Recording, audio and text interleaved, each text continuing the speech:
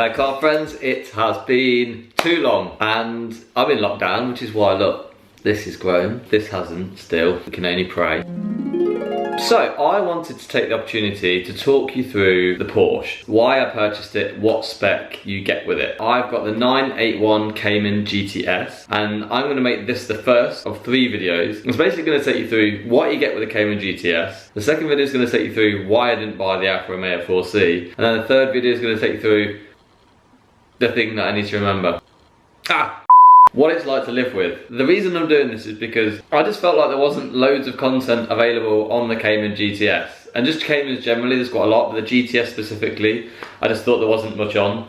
We went out and filmed, socially distanced, a couple of places, so we've got some really nice shots so you can see the car driving, you can see inside the car. It's not just going to be me talking like this, there is a lot of stuff, but I'm going to basically use this opportunity now to talk to you and also answer any questions. So if you want to know anything about what it's like to buy, own, or live with a Cayman GTS, or Cayman generally, just let me know in the comments, because there is such a lack of videos on this and there's a whole load of people out there that own a few of these cars, and I want us to be like one group where we can talk and keep up to date, yada yada yada yada yada yada. So without further ado, let me explain. Okay, so let me just explain the Cayman to you, let me explain where it sits in the whole Porsche range, and then I'll explain where the 981 Cayman sits in that, and then specifically where the GTS sits. So if you're kind of new to Porsche, I'll take you through it. The Boxster was originally the kind of base level Porsche, or Porsche, however you say it. I don't actually know the answer. Then we went to the Cayman, and then after the Cayman, there was basically 911, okay? And then crazy stuff after that, race cars and blah, you know, all that good stuff. That changed with the new version of the Cayman, which I'll come on to in a minute, where they basically combined the Cayman and the Boxster. And they're already quite similar, but price-wise they kind of switched them. So the Cayman was the entry level, and then the Boxster was kind of the add-on, which is kind of what most manufacturers do, right? They have like their entry-level car plus a convertible, which costs you a little bit more. So that's basically what they did, they just switched it. Okay, now the way the modern day Caymans work, let me take you through that. So the one that is out today, the most recent as of 2020, is a 718 Cayman. So that combines the Boxster and the Cayman into one sort of chassis. So they have the 718 Cayman and the 718 Boxster. Now, in my honest opinion, do not buy that car. It's a decent enough drive, it's great, but the residuals are terrible. We're gonna come on to money in a minute. Also, you get a 4-cylinder engine, which is the biggest turn off for most people. And that's the reason the 981 is good, is because the residuals are holding. Largely based on that. The one before, the 718, started around 2013, I believe, is a 981 Cayman, and that's the one that I specifically am talking about today. So in the 981 Cayman, you have a few options there. You have the Cayman S, the Cayman GTS, and the Cayman GT4. So they are basically different levels of car that go up in terms of performance and also in terms of the stuff that you get within them. I specifically today, I'm going to talk to you about the 981 Cayman GTS, and that's basically the most track versioned but drivable car that you can get, because after it is the Cayman GT4, and that's just another level of nuts. It's just off the scale, like it's a race car. Okay, so now we're up to date on the model that we're talking about and how it kind of works. So now I want to take you through what spec, what things you basically get in the 981 GTS. And from now on, I'm going to stop calling it 981 GTS. I'm just going to call it the GTS. Essentially, I just want to take you through power, what you get exterior wise, what you get interior, what kind of options I chose, but then also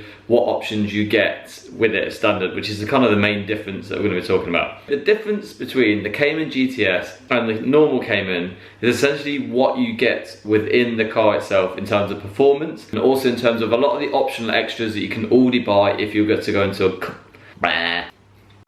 and in terms of a lot of the optional extras that you could buy if you went into a Porsche dealership and bought up a Cayman and then spec'd it up from there. That is what the GTS gives you. It's basically the top level of spec with all the kind of optional extras included that you could get if you bought the Cayman S, for example, and then added further things into it. So that's essentially what you're going to get. But let me take you through exactly what that looks like. The Cayman GTS comes with a 3.4 litre flat 6 engine. That's delivering 335 brake horsepower, so that's 15 brake more than the S. Also, mine specifically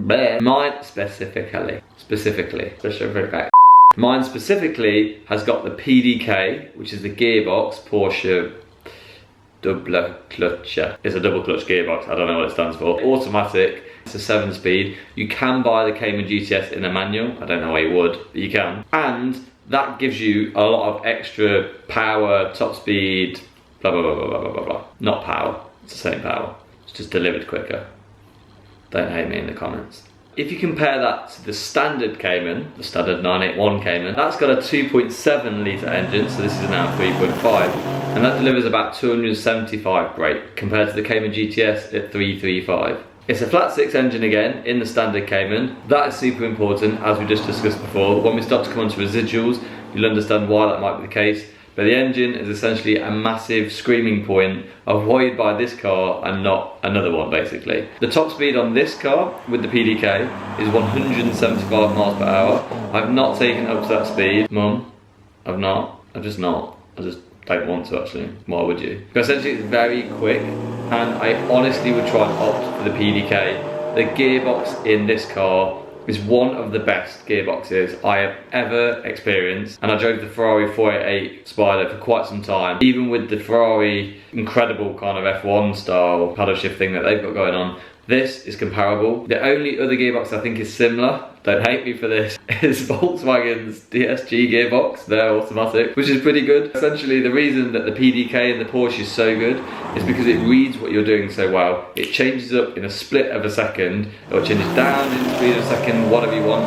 And also the best thing in this car is that it's got this system that basically, when you plant your foot really strong, it screams. The engine just, it's so good, like just so good. The rev matching, all those kind of things, really good. Go for PDK. So exterior wise on the GTS, there is some slight differences that you go for. It's actually got a body kit on it, which makes the car slightly longer. It's generally around 10mm lower. Now if you're noticing that, good work. I mean, I didn't. There's 10mm. What's 10mm between friends? Generally, the car does have a slightly different look. There's a couple of things on the outside you could look for as well. They've got like smoked rear light clusters. Again, all of these are generally things that you can spec into a Cayman S, but you get this as standard, and that's the most important point. But a big difference that you might look for is that they've got 20-inch Carrera wheels, so 20-inch alloys, really good.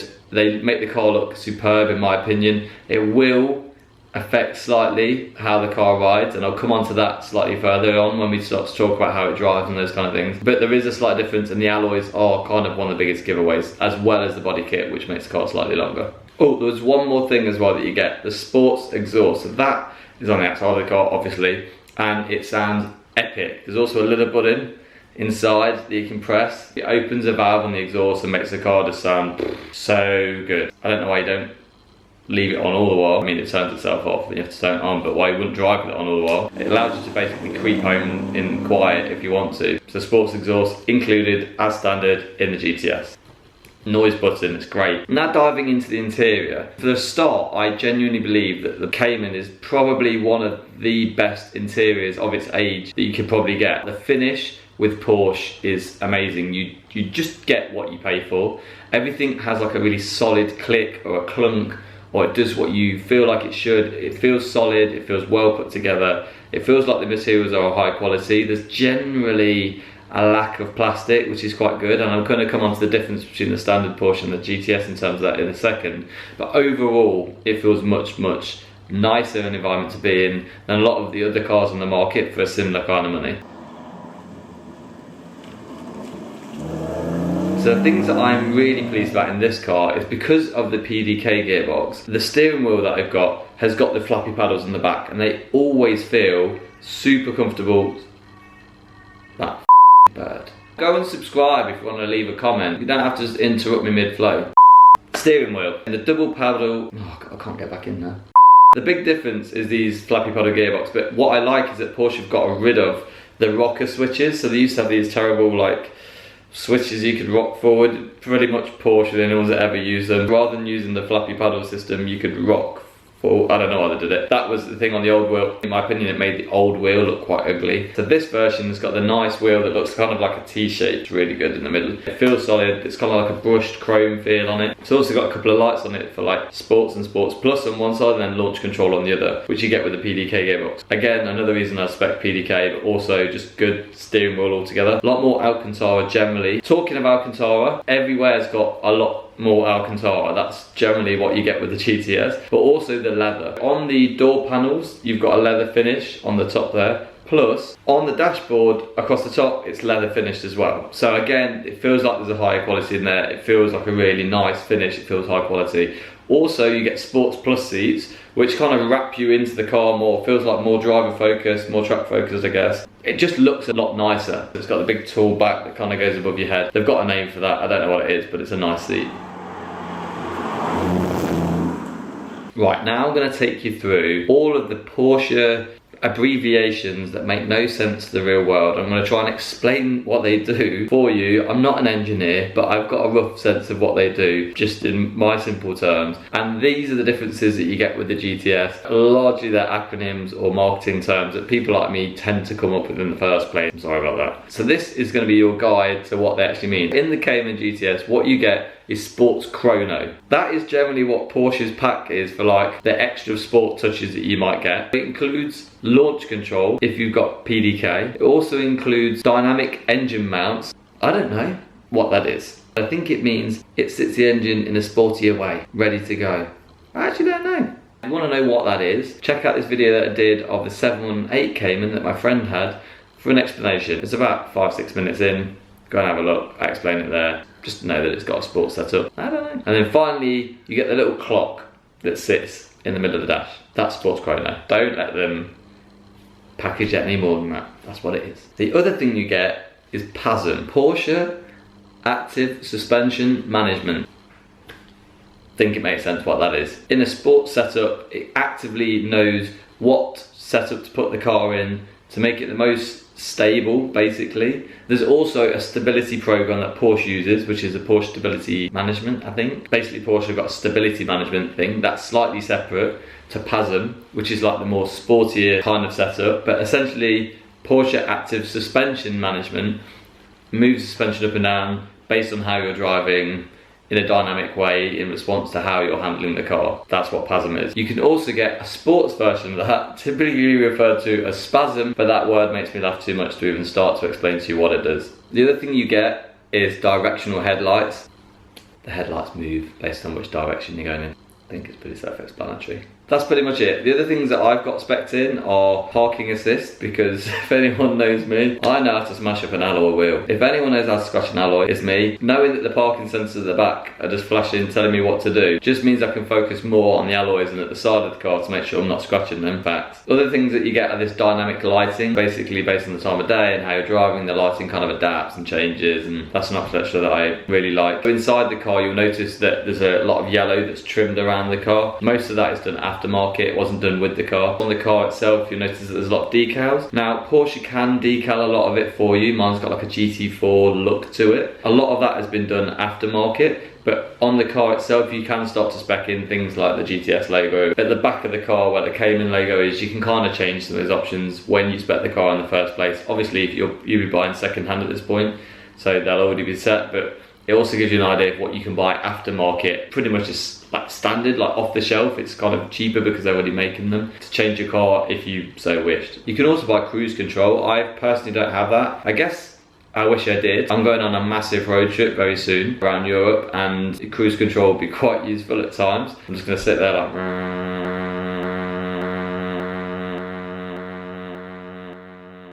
Finally, let's talk money. Now, I am not telling you the actual price I paid, because as soon as this video comes out, the prices will go up and down and round, and I don't want this video to be dated straight away. Also, it doesn't make a difference what I pay for it. It just changes how the residuals are held, and that's all you need to know. So let me talk you through that part, because that is why I bought the Cayman and not another car, and why I bought the GTS specifically.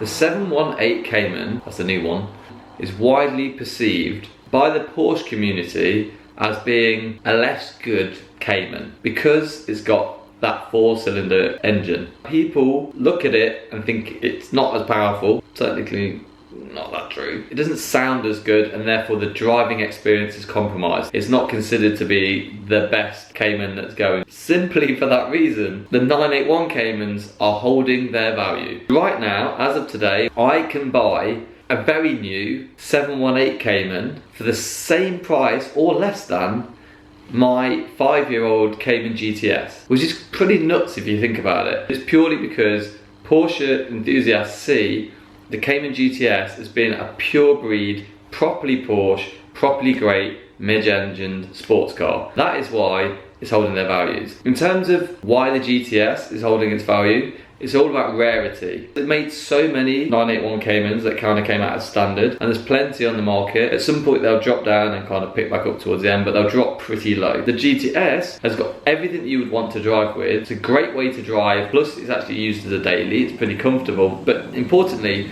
they didn't make that many of them, so therefore the value of them's held. Also, the reviews for them were great, and people, when they want to buy something of that spec, they know that they're getting what is probably one of the best Caymans that was ever made before the GT4, which is a properly track-focused car. If you want an everyday, drivable, but seriously capable Cayman that's a good investment, the 981 GTS is the one you should be going for. The one I picked was in yellow, if you hadn't noticed already, and that is because A, I like yellow, and B, it stands out, but also C, because there's barely any available in the UK. Like, there's so few available, so it's a super rare car already. For that spec, that price, you're probably not going to get as decent a sports car anywhere, and that's why I love it, and that's why the residuals are holding. And in my next video, which I'm going to leave a link to up here once it's out, I'm going to talk more about why I chose the GTS versus the Alfa Romeo 4C. I was looking at both, but it does come down to residuals and can you drive it every day. They are the two things which made me buy the Cayman GTS and not the Alfa 4C. So I'm going to leave a link up there to tell you more about what I was thinking and why I purchased the GTS. If also you're in a similar thing where you're looking at a Porsche, you're looking at other cars, take a look at it, because although I've reviewed the Alfa 4C, which I can leave a link for in the description below, there's a few other factors that you'll probably pick up through that video as well, so stay around if you want to watch that. Also, I'm going to tell you what it's like to actually live with and own a GTS for the first X thousand miles. I've done quite a lot with it, I've taken it to quite a few places. I'm just about to take it on a massive road trip, you know, a few thousand miles. It's going to be a good test for it, and I want to give you what that experience is like so you understand what owning that car is like. There's a couple of things that I've had to come up with the car in terms of brake fluid changes and the like, so I'm going to take you through like servicing structure, how all of that works as well. If you are thinking about buying a Cayman GTS or Cayman generally, or you've got one, you want to know actually what it's like if you're going to use more of it, I'm going to tell you exactly what it's like. So make sure you subscribe. If you liked this video, give it a like. Let me know in the comments like what you think. If there's any questions you've got. I also speak to a lot of Cayman owners generally, and a lot of Porsche owners generally, and also people that own other cars. So I've got a good view now of what this community is like, and I just wanted you guys to be part of it, but also so you can ask questions, so that if you've got any concerns or anything you think yourself, just add it in and I'll always come back to you. Thank you again guys for watching. Make sure you click subscribe, and I will see you next time. Bye bye. Specifically. Bye.